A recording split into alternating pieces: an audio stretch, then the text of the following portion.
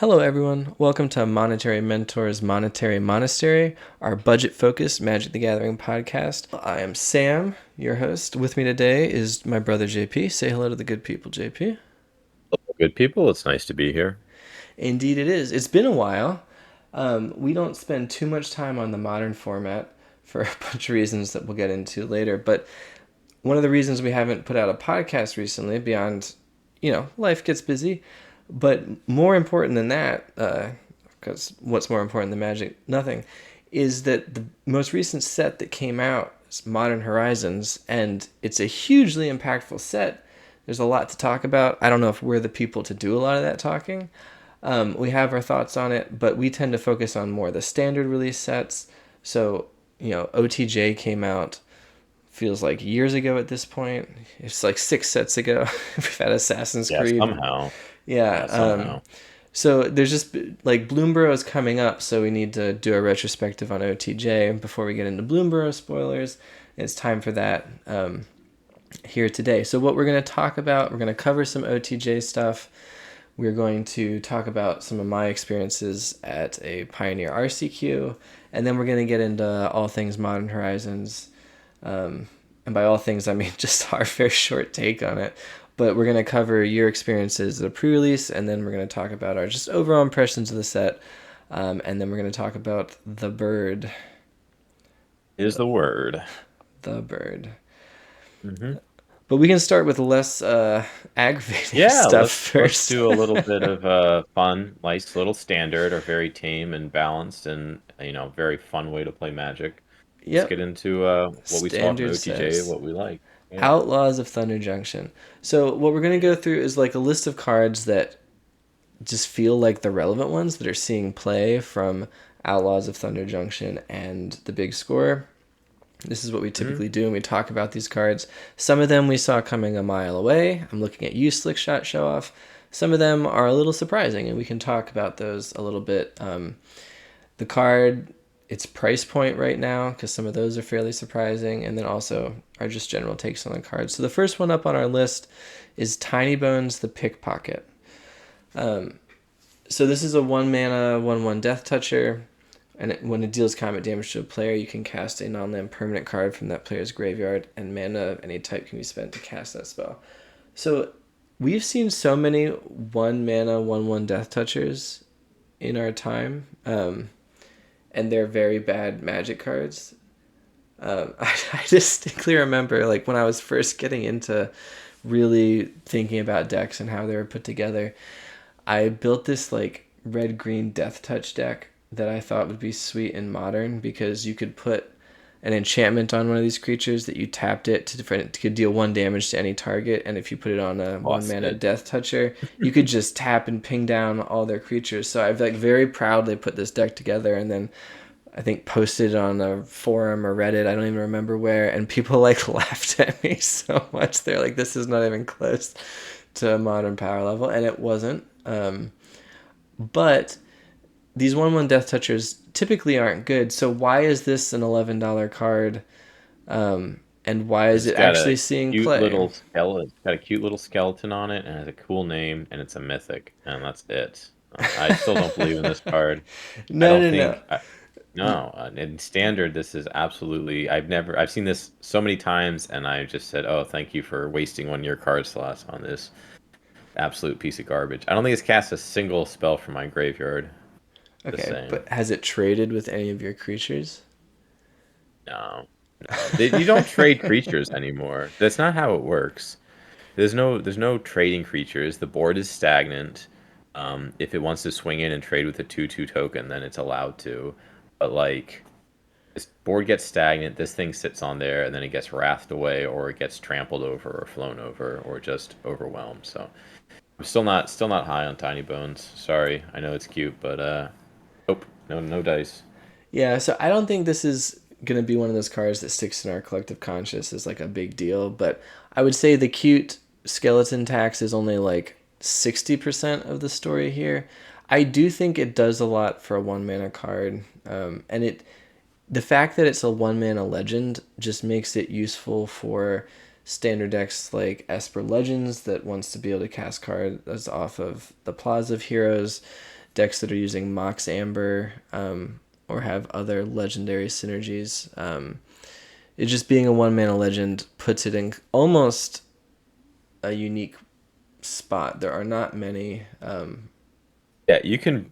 I think it's not optimal in Esper Legends, but I do think it's like there's a fun little build around with like Golgari. It's good in the skeleton deck, which is like a little fun deck, but I don't think it's I don't think it's anything special.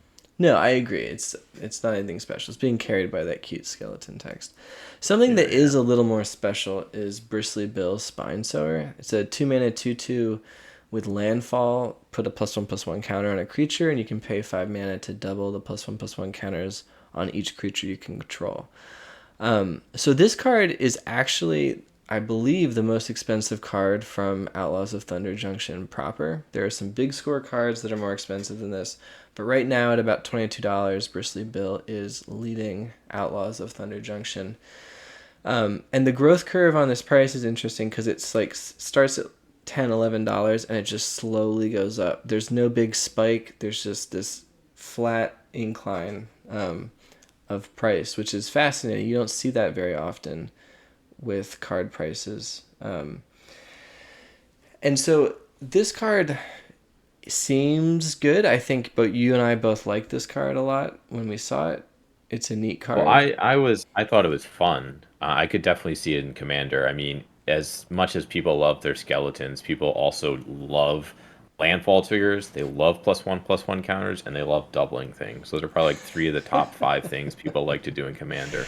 Yeah. So, like, I'll give it some props. I knew it was going to be fun for Commander, but I've seen it in Standard. Again, it's kind of like the Skeleton deck. It's like there's a Tiny Bones goes in the Skeleton deck. This goes into some cool decks with do +1/+1 counters, do some cool green stuff with Modify, do some cool mounting stuff. Like there's a way to play this card that's fun, but as far as like competitiveness, it leaves a little bit to be desired. Yeah, so again, not a format defining staple, but it's seeing some play in modern currently in the Nadu combo decks, which we will get to. Yes, Um, yes. but I think something that's becoming apparent to me is like the recipe for a card that is good, right? And so we might do a whole episode just on what makes a card good. And there are, cards that are efficient removal, there are cards that are efficient card draw, there are cards that are combo pieces, but just like a good like rate card.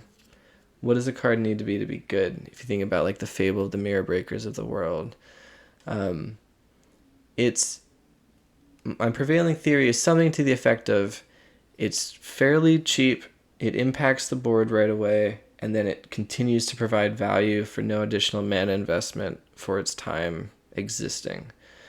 And this card checks most of those boxes. I think it's just actually a pretty strong card. Assuming you're hitting land drops, this is getting you value over its entire lifespan, including the late game when you can sink mana into it to double counters if you want to. But it's a 2 mana 2/2 that is just going to be there if you need a 2 mana 2/2, and then for the rest of the game, you're just getting free stuff off of it. Yeah, it's playable. It's Luminarch playable. Aspirant was always a good card. This Yeah, I is love Luminarch Aspirant, but um, yeah, I love Luminarch Aspirant, but Luminarch Aspirant is in white, and you don't need the landfall trigger, and you can, yeah. another Nope.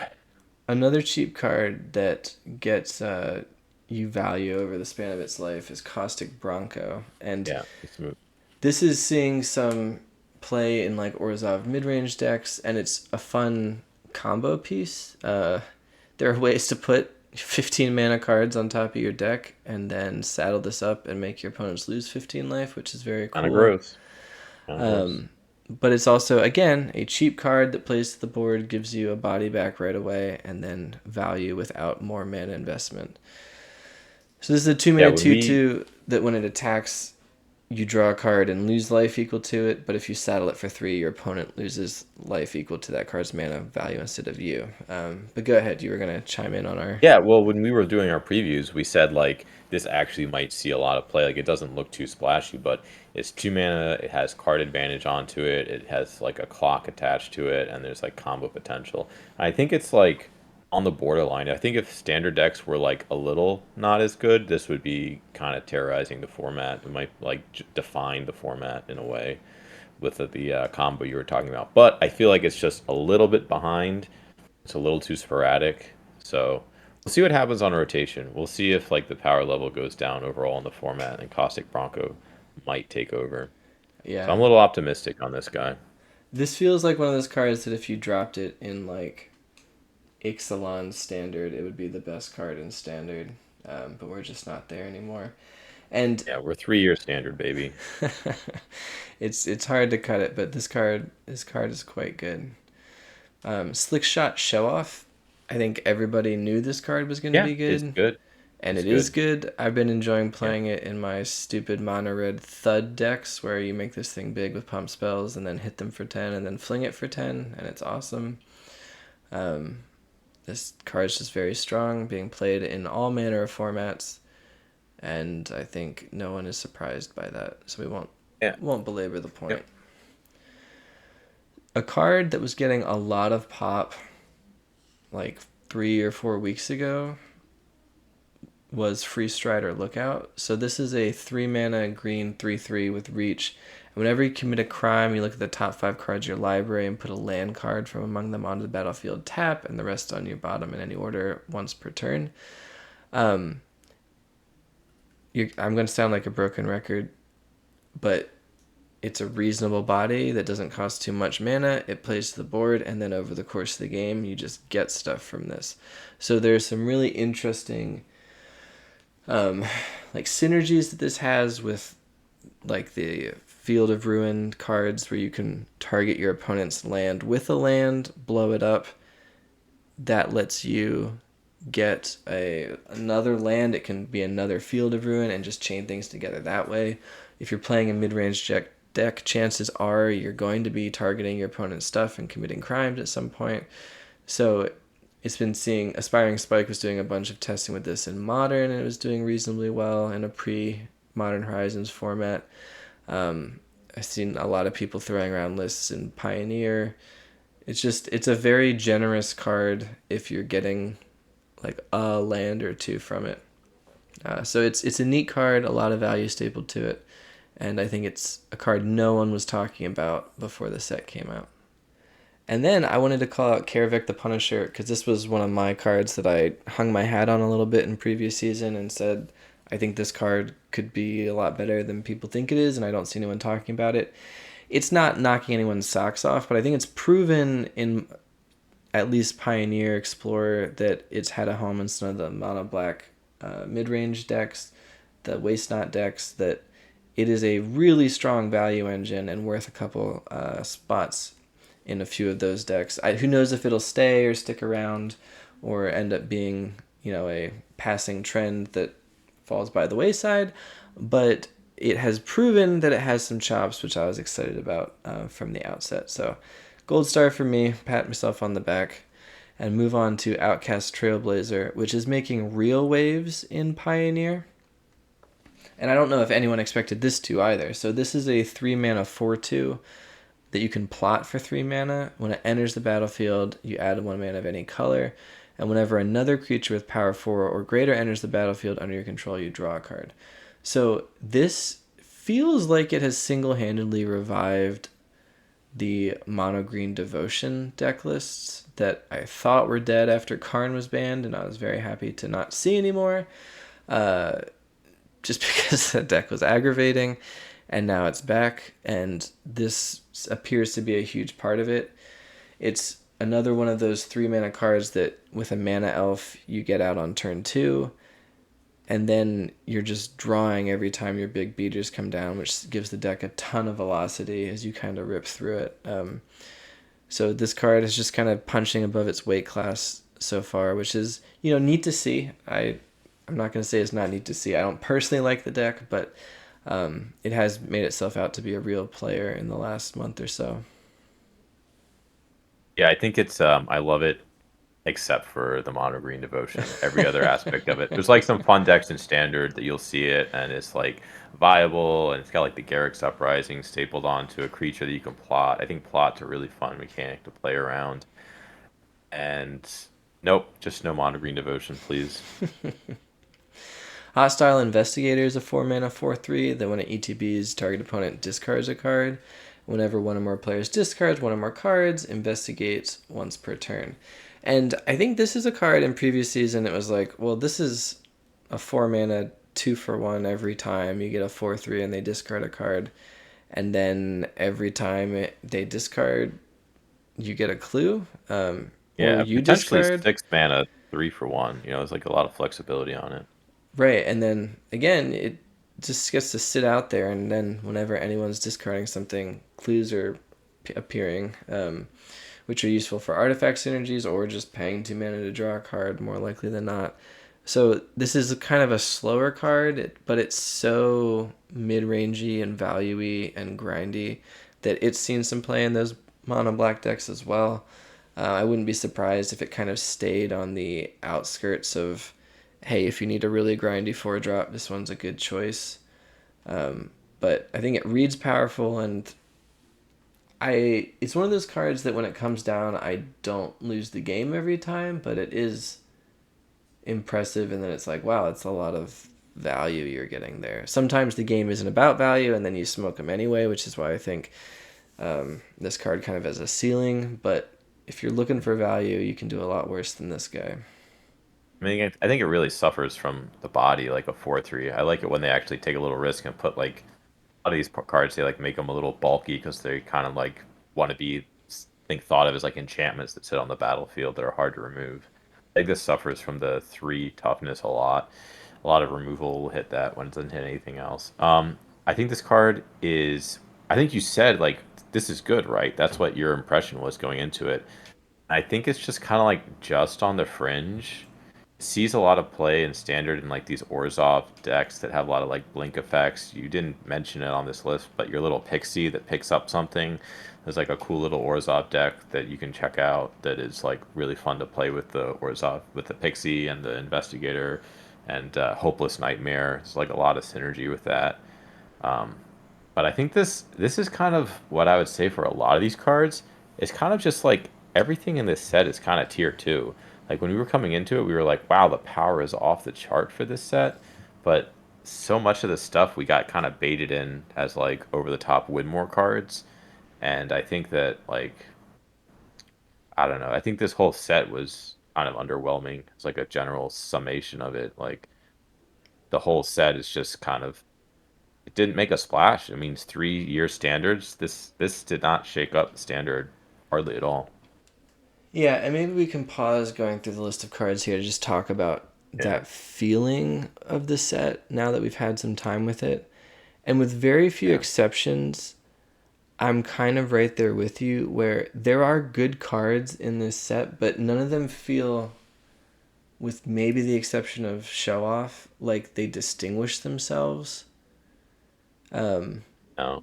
there's actually maybe one more card I want to call out that we'll get to in a second that I think does. But like, I think Hostile Investigator is a perfect example. It's like this is a good value oriented 4 mana card.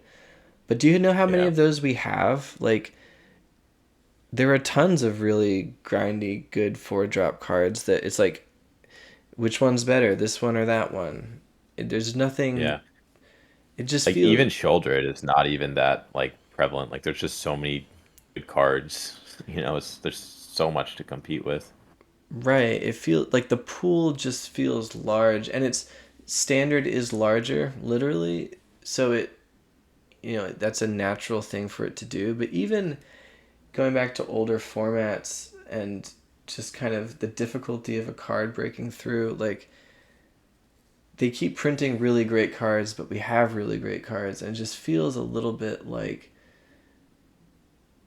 I don't know if they've power crept stuff so much that now we're just awash in the sea of cards that are perfectly reasonable and Yeah. playable, like there are just so many good cards. It's hard for one to really stand out.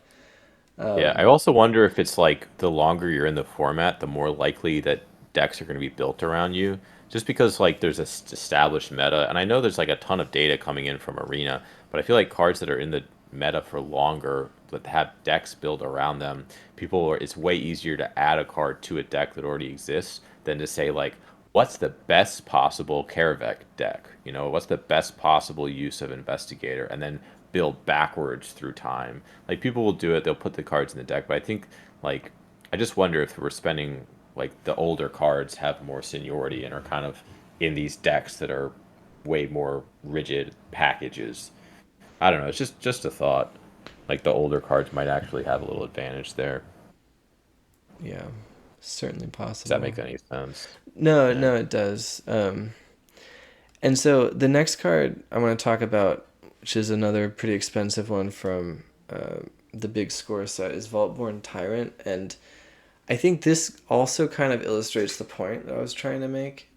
And so I think this is a big splashy dinosaur we thought might be popular in commander decks that are big and green or have anything to do with dinosaurs as a type. Hmm. But this has actually been popping up in Indomitable Creativity decks as your big payoff for creativity.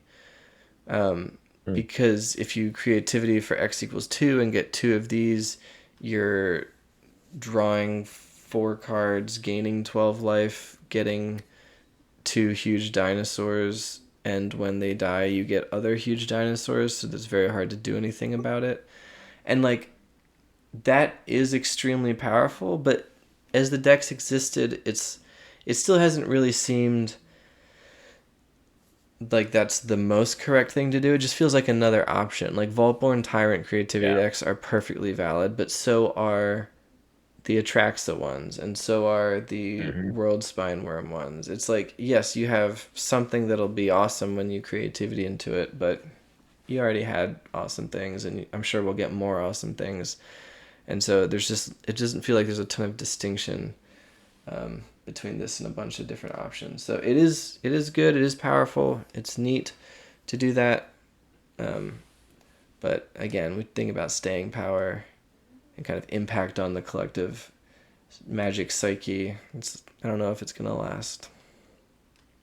Yeah. All right. So one card that I really liked coming into this was Three Steps Ahead.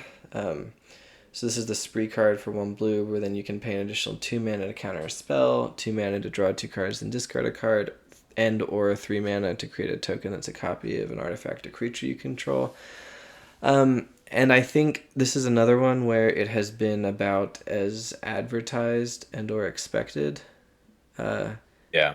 it's been a good option for decks that want to counter things and or have some incremental value stapled to their spells that counter things. Do you have a different impression of that, or have you? What do you I mean, feel I about think this this card? is like as build, like we saw it coming. We were at least 2 steps ahead of this card. Like it has 3 mana counter spell with upside. We're really missing that in standard. Like, and it has an upside pretty similar to a lot of other good 3 mana counter spells. So it's just kind of like a pick your flavor of 3 mana counter spell.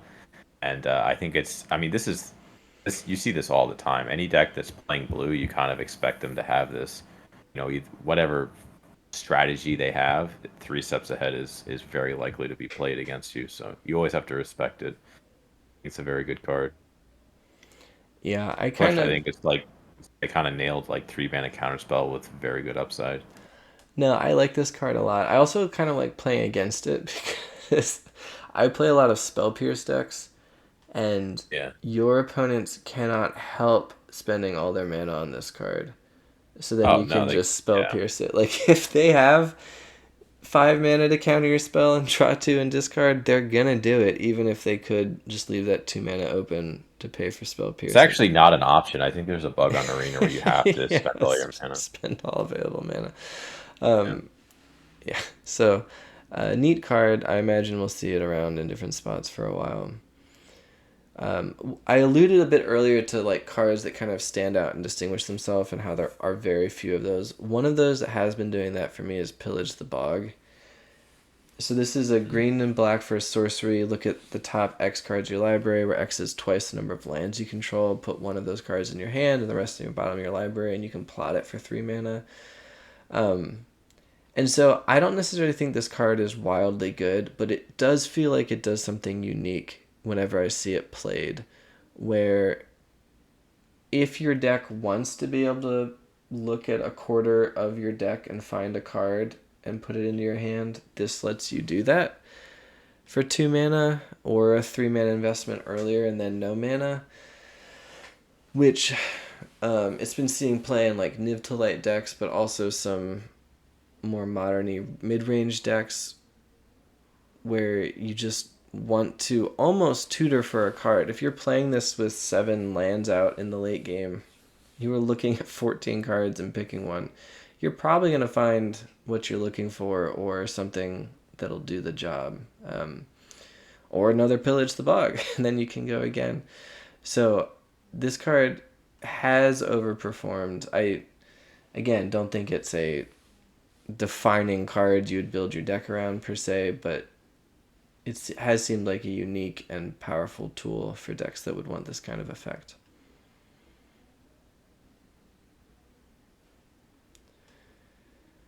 Collector's Cage has had a bit of a spotlight.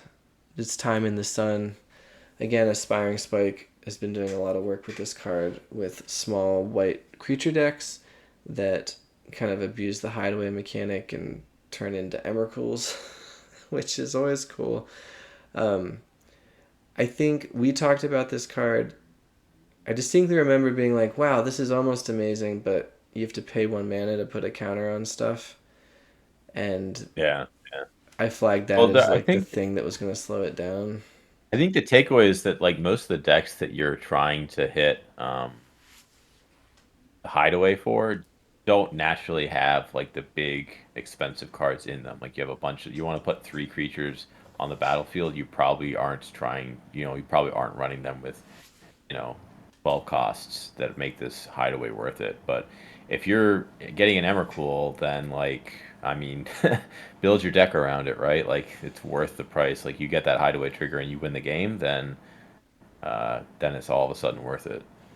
Yeah, and the cards like Amaria's Call, that's actually a land in your deck, but it's also a huge expensive spell. Um, Also kind of give you redundancy on that kind of big expensive payoff that doesn't cost your deck that wants to play small spells very much.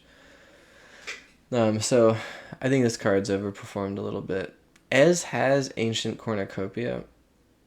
So this is like a really shocking one. I don't know if I saw a single person say this card wasn't garbage. Um, but it's a green 3 mana artifact that you can tap to add 1 mana of any color. So that's just a manolith that costs green mana. It's terrible, but whenever you cast a spell that's 1 or more colors, you may gain 1 life for each of that spell's colors. Do this only once each turn. So this is one of those things where you look at this card and you're like, okay, it's a 3 mana mana rock that has to be in a green deck. And if you play like a green spell with it, what, you gain 1 life? That's not worth playing a 3 mana mana rock. That's terrible. But if you think about this in control decks, and I'm thinking about Niv to Light specifically, it's a 5 color control deck, so you want mana fixing, you want ramp to get to your big spells, and you need to survive to where the top end inevitability of your deck can just completely take over. And this turns Lightning Helix from deal 3 damage to a creature to stabilize and gain 3 life, to deal 3 damage to a creature and gain 5 life. Or playing your Niv Mizzet Reborn into a draw a bunch of cards, get a huge body, and gain 5 life. And that only has to happen like once to completely put away the aggressive deck you're trying to stabilize against. So this is one of those cards that when it is valuable in a matchup, it is sometimes the best card in the matchup. Um, if all your removal spells are gaining you 2 life against an aggro deck, goes a long way. Goes a long Yeah, way. incidental life gain, not good. Incidental life gain, very good.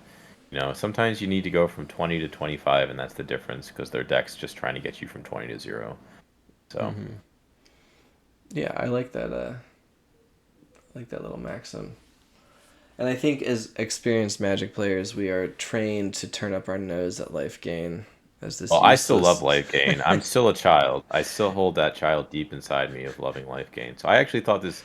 I don't know what I was hesitant to say anything because we did record our thoughts on it. I had like a little bit of a hope for this card, but I did not think it was going to be, playable in other formats other than a standard. That's just kind of like a fun card.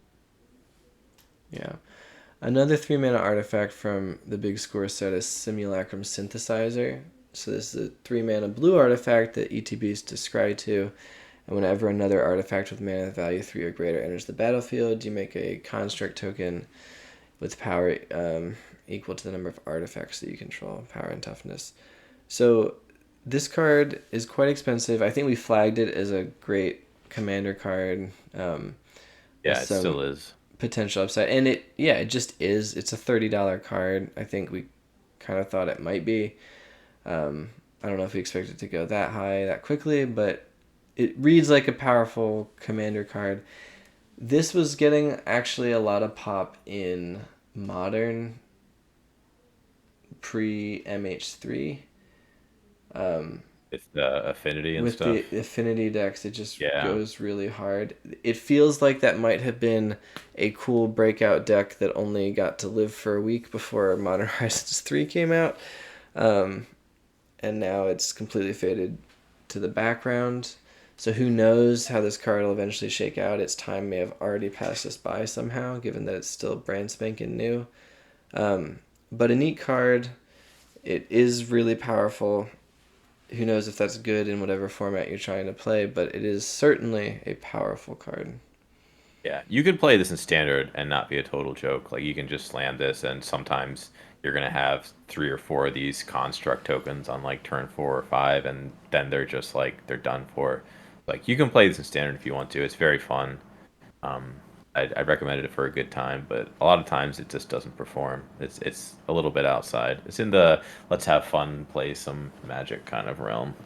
Which I love those cards. Typically Yeah, not when they yeah. cost $30, but I do love Yeah, those yeah. cards. It's one mythic rare on Arena. So Exactly, exactly. yeah, And so I think the last card to kind of call attention to is Rest in Peace.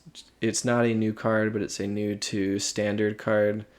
yeah. And It's so important in standard. yeah. It's there's so much absolute garbage in the graveyard from all sorts of decks, Yep. and this is your just all right. Shut it all down. Shut it down in the past. Shut it down in the future.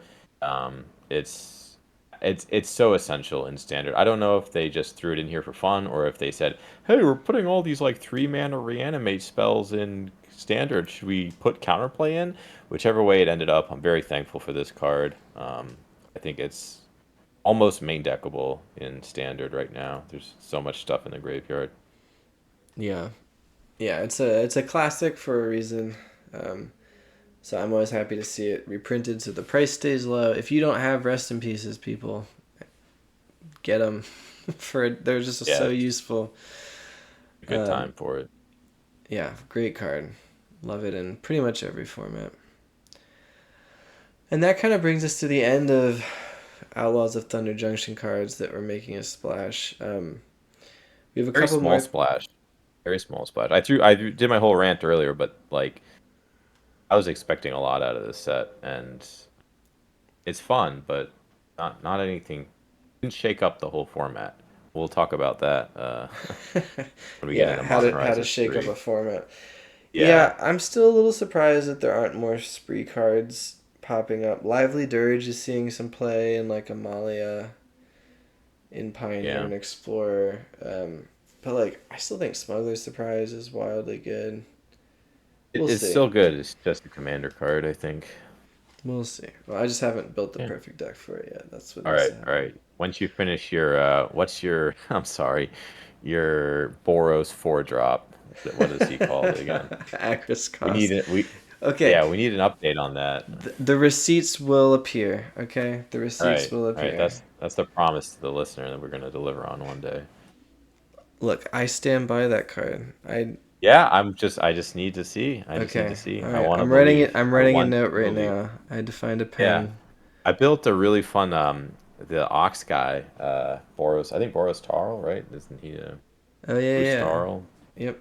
I actually just randomly opened a bunch of him in arena packs and built a deck with the 5 man. I'm just totally blanking on this name, but the one that blinks Nahiri's Resolve or something that blinks your stuff every turn. Yeah, yeah, yeah.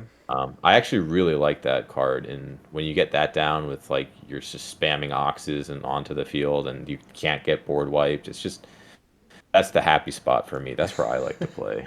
Um, All right. not positive 50% win rate, but it makes my heart warm. All right. Well, Agris cost is coming All right, for it's you. coming next. Coming next. I'm gonna do a whole emergency podcast on just that once I Yeah, break it. it's gonna drop any minute now, guys. Just hang in there. It's coming. Look, All right, let's go. no, no, Let's no, go no, talk. no, no, no. I'm Okay, not okay. over Agris cost because you brought it up. All right, all right, Let all me right, let all me right. put it this way. I have an amazing deck with Agris cost in it. It has 4 Agris costs. It's the other 56 cards that aren't pulling their weight. You know what I mean? Like, Ah, the it's almost like I said Boros when you talked about it. I was like, oh, I don't think Boros mid range is an actual thing, and you were like, it is. I think that's how the conversation went. give it time. Give it time. I'm Yeah, cooking. Um, yeah. okay, so we can move on a little bit. Speaking of my cooking, Hmm. so I think I gave a bit of a tournament report on an RCQ that I went to where I did okay. If I didn't, the result of that Yeah, is that I did I think okay. The and then I played in a second one a couple of weeks ago now, and I didn't win a match. It was one of those classic. Showed up alone, which is always sad. Sometimes people can't travel with you and do it, but I just showed up by myself to our local game store. It was a quick drive, and I honestly the reason I'm sharing this story is so that people learn from my mistakes. I honestly wasn't locked in. Like I was not doing the prep to get very familiar with what I was playing before I went. I took my Is It Transmogrify deck again, which I still believe in. But I just was because I was showing up by myself and because the date kind of snuck up on me. I wasn't testing. I wasn't locked in. When I went, it was just kind of like show up and play Magic, and that's a bad way to win Magic games. I had a lot of fun. I talked to some nice people, but like I think the anecdote that best encapsulates this is like round one, game one.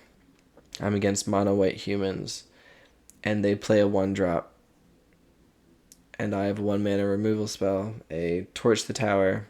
I'm like, I just need to stay alive in this matchup. I'm gonna kill the 1 drop, move on with my life. Their next play is Thalia. I don't have a 1 mana removal spell for Thalia. My entire deck is non-creature spells except for Atraxa, and so I'm just a turn behind the whole time, and that makes a big difference. Eventually, I end up losing to them happening to have the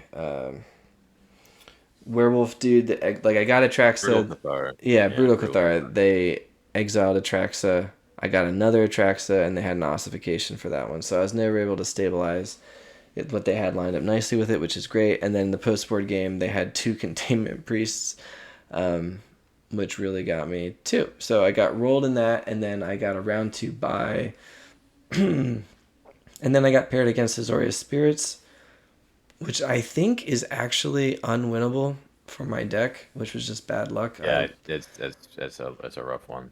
I don't think I've ever won with these Transmogrify decks against Azorius Spirits or Dimir Rogues. Both of them are just awful, but Spirits is even worse. It's like so doomed.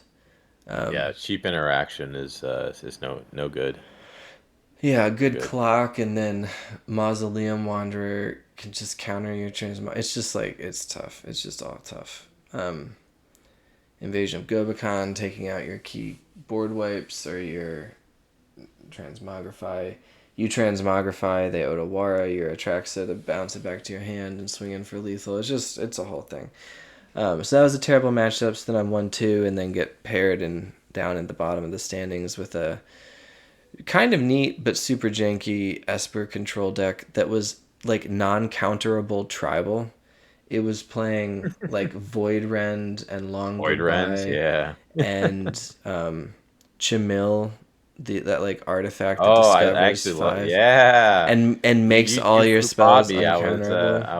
I was telling you how great that card was, and Well, you I don't shot it know if down. I'd say it was great. Dovin's Justice had veto the is I uncounterable. said it was great. Yeah. Well, I'm not sure it made the difference in these control matchups. It was Mm, strong, but I think any big card would have uh, won. Anyway, all this to say that my plan for beating control is mostly count. Like, I run so many counter spells in my sideboard, so this was like this very nice man who had a great time playing with and talking to had like been watching me for 3 months and crafting his control deck to just beat specifically what I was doing. It was just like yeah, it didn't matter at that point. I wasn't winning the tournament, but it was just like a funny that is exclamation actually point. yeah, that is pretty funny. I'm sorry that you went through that. Yeah, Man. like I said, if you can't have a good time when you're losing, then you're gonna have a bad time like 50% of the time. So you gotta have fun with it. Um, Yeah. and I did. I'm gonna plan another one up coming up on the 6th, which I'm excited about as well. All right. I will again be going by myself, so who knows what mental state I'll be in. But I'm gonna learn from my past experience and just make sure I'm dialed in, because it does make a big difference. Like not saving a removal spell for the most important creature that they have in the matchup is just like criminal bad play. And it's one of those things. Round one, you sit down and you're just if you're on autopilot and it's like, oh, they play a creature, kill a creature, and you're not thinking Yeah. about what's important in the matchup, then you're Yeah, and gonna it kills lose. Brutal Cathar too. Sure does. Yeah. Sure does. Anyway, so that was my tournament report. Terrible, terrible results, but it's not all about the results. But if it were all about the results, you had some pretty good ones. You want to talk Yeah, about I that? did get some good results. I actually got some packs out of it. I was you know, Mod Horizon 3 was coming up. I was kind of oblivious to it. I kind of like was like I'm just gonna like wait for it to come out, let it settle, and then look at the cards, look at the price points, see if there's any like fun stuff that's gonna make one of my commander decks like more fun to play, not necessarily more powerful. And I also had a birthday, and my wife sprung it on me. I think the day of, like, look, I got you this. You don't have to watch your kids. You can go and play Magic with a bunch of strangers instead. And I said, that's so much better. Um, so I got to go to a pre-release event for Modern Horizons 3. I've been trying to get to my local game store, but it's a challenge. So I got to meet everyone there for the first time. See some of the locals, and there were 8 people there, which was worked up really nicely. You play 3 rounds of best of three, and if you win all 3 rounds, then you get to win the whole event. And I had a decent pull. I think I got a Disciple of Ronus. I got some other nice cards. Nothing absolutely insane, but a pretty good haul. And I guess I got the luck was on my side. I lost one game because I flooded out, but other than that, it was smooth sailing, and I got to take home 4 extra packs of cards. Woohoo! So it was a fun time, and I've seen people faux the format for not being constructed around limited, but yeah, I had a good time. Yeah, So it is. I think the word on the street is that Writhing Chrysalis is too good for a common, but other than that, the limited format's pretty decent. Um, yeah, I had. Well, I'll save the story for when we get to the bird because it's about the bird. But I had an experience with sealed as well. But let's just talk general impressions of the set. Like we're not going to get into yeah. specific cards except for one important one. But what do you think Well, of the set now that you've won a I pre-release? mean, I think there's like some fun stuff for Commander, but I also think that's like they do these sets every 2 years, right? Yeah. So I think standard rotates every 3 years and modern rotates every 2 years. I think that's my impression of it. I think Like, holy cow, guys. Yeah. Whew. It's a brave new world out there. I mean, there's a way to take look on it and say like, oh, it's exciting. Like this, if you're just playing the cards, and it's kind of exciting. But if you have like nostalgia, like when I got on Arena, it was like, all right, we have this format like historic where you have this cool deck that you love to play, then like you can always play it, guys. Like your cards have value, they last forever. And then they said, actually, we're just gonna add stuff directly to historic that's absolutely busted, and it's gonna define the whole format. So that kind of crushed me a little bit. So I get to laugh a little bit when it happens to modern players because I'm not a modern player. I think you tried to get in on a modern deck at some point because it's just so expensive, these cards. And I don't know, it makes me happy other people suffering, watching all of their cars become obsolete. Well, so here's yeah, I don't disagree with you, and I don't think many people do at this point. Modern to me has become an online only format outside of like Yeah, them yeah. holding pro tours and making people play it. But if you're not just paying for like a card rental service where you can just rent whatever deck you want at a flat price, how can you possibly be a modern player? And like it's a cool format, but Yeah. I used to primarily play modern. Like there was probably a 5 year span where it was the format I was most interested in, where I did the most brewing, where I was collecting cards, getting my fetch lands, my shock lands, my staples, building my merfolk deck with aether vials, like doing the modern thing was, and the decks were expensive, but you're an adult, it's your main hobby. Sure, spend some of that They're gonna hard-earned last money on them. forever. They're gonna It's a good last forever. investment. And Just so look at Black Lotus. Oh my goodness. yeah, the so I was big into modern, and then Modern Horizons 2 came out, and I spent a bunch of money on Solitudes and cards from that set and really liked playing with them. And then I just kept being like, well, I want to build this other deck, but I don't have Ren and sixes. And that would Mm, be $300 to buy four Ren and sixes. And I'd like to build this other deck, but I need Ragavan, and that would be $300 to buy four Ragavans. And I just started to feel, maybe a year after MH2 came out, that it just wasn't for me anymore. It was like I can't actually do this format. Um, yeah. it was just being outpaced. So I sold out of Modern for Pioneer. I've been loving Pioneer as my main format ever since. And I have loved mostly ignoring Modern Horizons 3. I've and by ignoring I mean I've been following it really closely, watching other people play it, Yeah, following yeah. like the Pro Tour, the streamers. It's neat to see. It's exciting when this big shakeup comes, but like there's this Boros energy deck going around that's really good that might end up being a pillar of the Modern Horizons 3 format, and it plays I think 38 non-land cards, and 36 of that no, 32 of them are from MH3. Yeah, yeah. I've seen there's a similar deck in Timeless that is because that went straight to Timeless. So it's like a Mhm. very, very strong. It looks like fun, but it just does some insane things that should not be allowed. So much value. Well, I just the fact that it's all new. People are saying Ragavan's not even good anymore. It's like, Yeah, and yeah. I that's mean, does just it? It's an bananas. aggro Boros deck. Does it play Ragavan? I don't even know if it Sometimes, does. Yeah, sometimes. yeah. It's So it's that's just insane. wild, and that's to say, like, so the format just feels so not for me, and I am so invested in Magic and have overcome many of my personal qualms about spending a lot of money on Magic, and I still can't do it. Like it's just I don't know. It's tough. I have a bleak outlook on what Modern might look like as a format 3 or Well, 4 years they're from just now. gonna wait for everyone to start playing Pioneer, and then when you see Pioneer Horizons, you'll know, it's time to move on to the next thing. And what's funny is it'll be just You're like a, yeah, jumping back to Standard probably, because then I know yeah, it's just gonna rotate, and that's what I'm in for. Just get me back Yeah, to standard. yeah.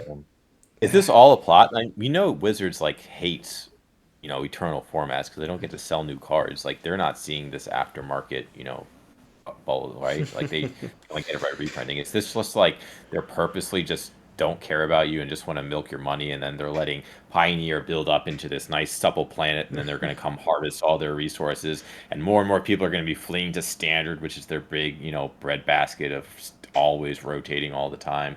Like I think they know what they're doing. Oh, from a money making standpoint, they certainly Yeah, do.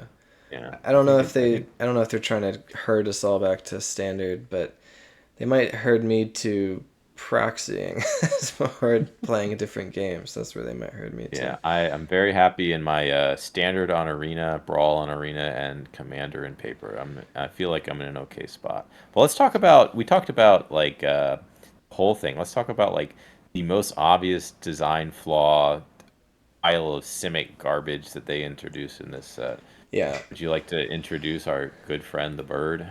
yeah. Let's talk about Nadu Winged Wisdom. Let me pull up the card for a Gross. second. Gross. Well, I'll start with it. It's 3 mana in Simic. It's a 3/4 flyer, and it has an ability that is one of the most Simic abilities I've ever seen. Oh, you got it ready to read? Yeah. Creatures you control have. Whenever this creature becomes the target of a spell or ability, reveal the top card of your library.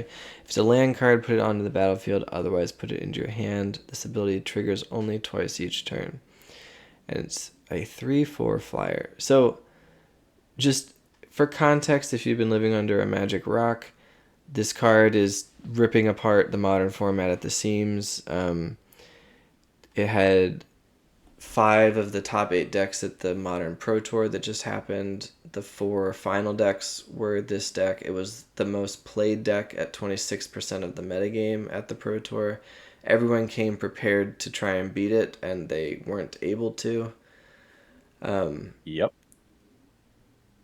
This is like up there with the Hogax and Eldrazi Winters of the modern format. And it just needs to be banned. Like, people are talking about letting the metagame shake out or banning a different card that combos with it just to nerf it a little bit. And I think this card is too strong and this card is too miserable from a play pattern and tournament organization standpoint. The way it combos off just takes forever.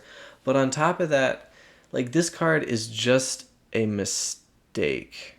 Like, I will wake up every morning until, like, just wanting the article to drop how we messed up this card, because there's got to be a story, right? There's got to be a, oh well, we used to have it Yeah. say, whenever a creature you control becomes a target of a spell, blah blah blah, this ability triggers only twice each turn. But then for X, Y, or Z reason, we changed it to creatures you control have that ability and didn't realize that the twice per Yeah. turn.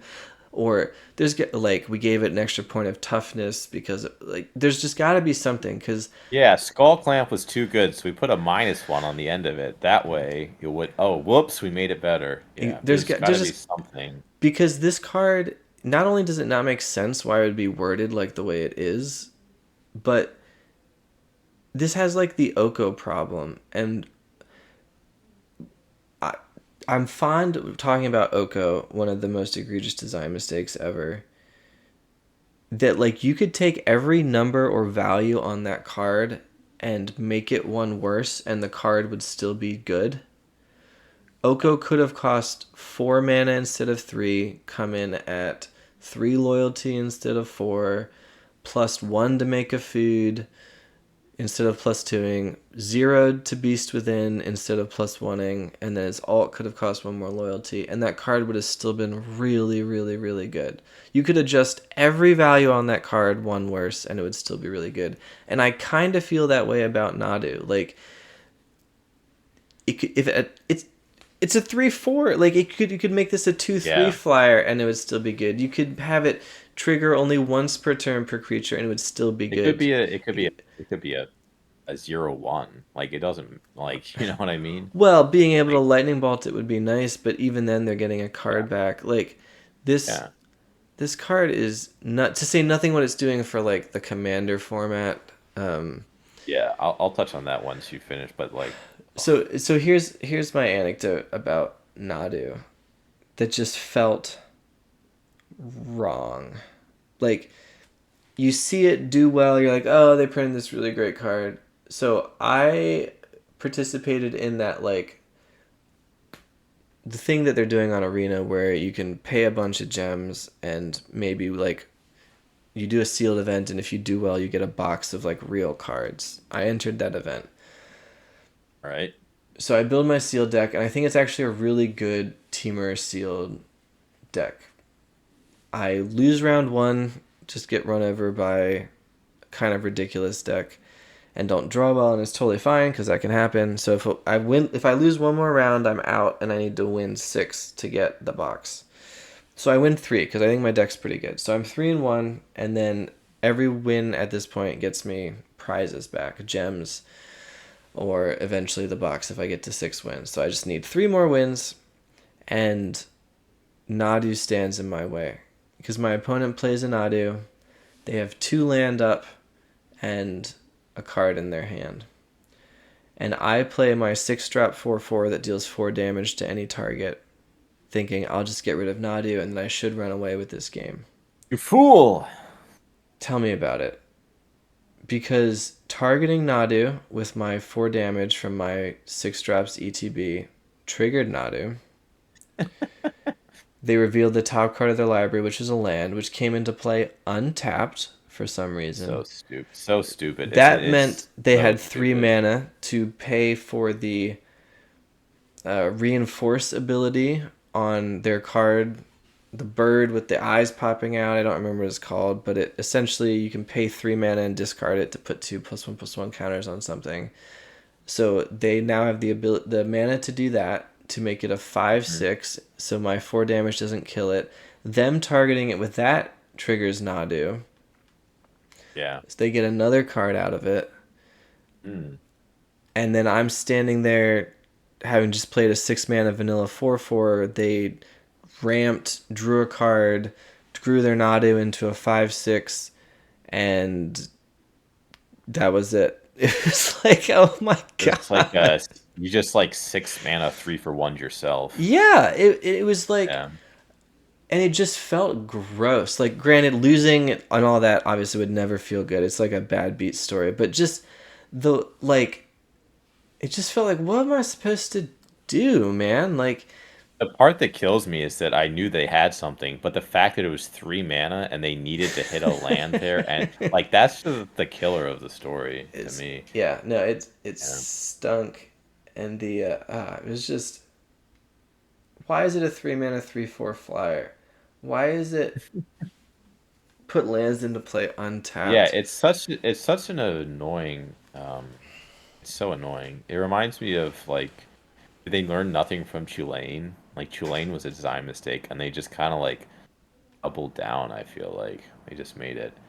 The fact like equipment can target it for 0 mana, it's like they designed the card and they didn't realize that. You know what I mean? Like they thought it was just gonna be like another Ivy, or it's like, oh, you can just be an annoying Simic deck where you stop them from killing your things and put lands on the battlefield. It's like, no, you can be very proactive with this ability to the point of just like drawing your whole deck and putting all your lands on the battlefield and being immune to all interaction. I know. And that's the it. I hate it because I saw it and I thought this is like the most annoying commander ever. Like even before it came, I had no idea if it was going to be good in destructive formats. I'm not like a great, I can't budget power for modern. I have no idea. But to me, seeing this card is just like I don't want to play against a Nadu deck. Like it can't be fun. It's too many triggers, too many things to take track of. Takes so much time of playing solitaire, and at the end of the day, like what's gonna happen? They're gonna have a gigantic board and a bunch of lands, and then like we get to do the whole thing again next turn. So I I really don't like. I feel like Simic always has this problem where they just don't know what to do except make the card really annoying. They do have a bad track record of broken Yeah, Simic it's 3 just like drops. land because it's drawing cards and lands, and those two just are like the entire ecosystem for how like draw cards, put lands on the battlefield is like all the resources that matter in Magic in a way, and just having them interact together is just so annoying. Yeah. Did you see Tomer's video on Nadu from I don't MTG know. Goldfish? Can you summarize it in? Yeah, so yeah, I can't because it was a long video, but the point that stuck with me was he kind of tracked Wizards admitting that they made some design mistakes in Commander, specifically with the not black 4-mana legend. People shorthand it to K and T. I don't remember what their actual names are, but it's a card that essentially draws cards and puts land into play, and then Prosper Yeah, essentially draws you cards and makes treasures, which is ramp. And Wizards has talked about how it's like a design mistake, specifically for Commander, to give a Commander card draw and ramp. yeah, And those examples are so much weaker than Nadu, which also draws cards and ramps, yeah. that it's like the people who make these cards are really smart and experienced and know what they're doing. So like Almost all the time. Almost all the almost time. all the time, but then something Yeah. like this happens and it's like I What just kills me is this is Nadu Winged Wisdom, a bird wizard. Like, if you want to make a Jace card, if you want to make like a Omnath, right? Like, that's why I think it's going to get banned, because this is like some derpy bird wizard that I couldn't care less about, and they have like, ugh, yeah, you should give like, this to your tentpole characters. This is what Iron Man should have been in the upcoming Marvel yeah. set. I mean, if this was no, this should not be Iron Man. Iron Man is going to be a Boros equipment commander. Please Look. help me. Yeah. We'll complain about that when it happens, all right? Yeah, but the no, this is uh, I hate this card. I hope it gets banned from Commander. I don't think anything should be banned from Commander, but I hope this is like soft banned, like land destruction. Like, if you roll up with one of these, I'm gonna put my like social clout on the line here and say like I will sneer at you if you play a Nadu Winged Wisdom deck, and I hope everyone else does, and I hope the peer pressure keeps it away from every table. Um, Yeah. anyways. Yeah. Anyway, If you want to play Nadu in like enchantments, you want to play like an aura or like something like that, then like I could be okay with it, I guess. But please don't go around with zero equip cost things and just put it on your mana dorks and have to track each single creature how many times per turn. Like, oh my gosh, don't waste my time. like I said, Anyways, that's all I gotta say. I'm gonna wake up every morning and check the internet to see if the article on how we messed up on this card has dropped yet. Until Yeah. the article comes out. That's the first thing I'm gonna do when I wake up in the morning. Anyway, Right. I think we caught up. We have Bloomborough coming out soon. I'm so excited Yeah, for very this excited. set. I've actually been listening to the audio books they've been doing for the lore stories, um, which are they're fine, but it's just I'm so excited for this set as a longtime Redwall fan. I think I'm just gonna love this set, and I'm excited for something that'll impact the formats that I most focus on. Standard, Explorer, Pioneer. So really excited for Bloomborough. So we'll have a preview episode for you all when we have those previews. Until then, have fun out there and try not to get nadu'd, and try not to nadu anyone either while you're at Yeah, it. don't be that person. And that does it. Thank you so much for watching. If you liked the video, please like the video. And please reach out to me with any questions, either in the comments or on Twitter at Monetary Mentor. I look forward to hearing from you, and until then, be kind to yourself and have fun out there.